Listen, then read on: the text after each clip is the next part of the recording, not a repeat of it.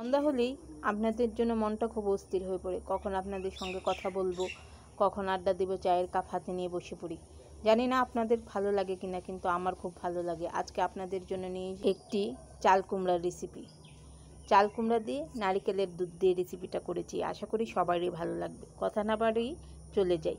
প্রথমে যা যা লাগবে তেজপাতা, অল্প জিরা, মেথি, দারচিনি, চাল কুমড়ো টুকরো করে কাটা, ঘি, দারচিনি গুঁড়া, মরিচ, সামান্য চিনি, কিশমিশ, নারিকেলের দুধ, তারপরে হলুদ এবং ধনিয়ার গুঁড়া আর স্বাদ মতো লবণ। এতে শুকনো মরিচের কোনো ব্যবহার নাই। আমি প্রথমে চাল কুমড়োগুলো একটু লবণ দিয়ে, একটু সামান্য জল দিয়ে আঁচে একটু সিদ্ধ করে নিয়েছি।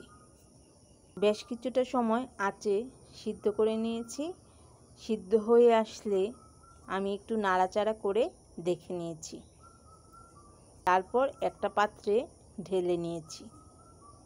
আবার কড়াই আঁচে বসিয়ে দিয়েছি। কড়াইয়ের মধ্যে 1 কাপ পরিমাণ সয়াবিন তেল দিয়েছি। তেল গরম হয়ে আসলে জিরা, মেথি, দারচিনি এবং তেজপাতা দিয়ে দিয়েছি। তারপর ধনিয়া এবং হলুদের গুঁড়া দিয়ে দিয়েছি এবং স্বাদ মতো লবণ দিয়েছি। তারপর 4টে কাঁচামরিচ দিয়েছি, চিনি এবং কিশমিশ দিয়েছি। তারপর একটু নাড়াচাড়া করে নিয়েছি। তেলটা ভালোভাবে উপরে উঠে আসলে আমি সবটুকু নারকেলের দুধ দিয়ে দিয়েছি। তারপর আবার আঁচে রেখে দিয়েছি। আঁচে রেখে কিছুটা সময় অপেক্ষা করেছি।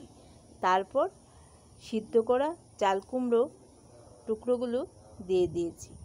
দিয়ে একটু আঁচে নাড়াচাড়া করে নিয়েছি। পরে সামান্য পরিমাণ জল দিয়ে আবার আঁচে রেখে দিয়েছি। আঁচে রেখে একটু নাড়াচাড়া করে নিয়েছি। কিছু সময় পর পর আমি নাড়াচাড়া করে নিয়েছি। কিছু সময় পর আমি সামান্য ঘি দিয়ে দিয়েছি এবং সাথে দারচিনির গুঁড়া দিয়ে দিয়েছি। এখানে আমি শুকনো মরিচের গুঁড়া এবং জিরা বাটা দেইনি। আপনারা এইভাবে রান্না করেই দেখুন না, আশা করি ভালো লাগবে। আমার তো ভালো লেগেছে এবং আমার সাহেবেরও ভালো লেগেছে।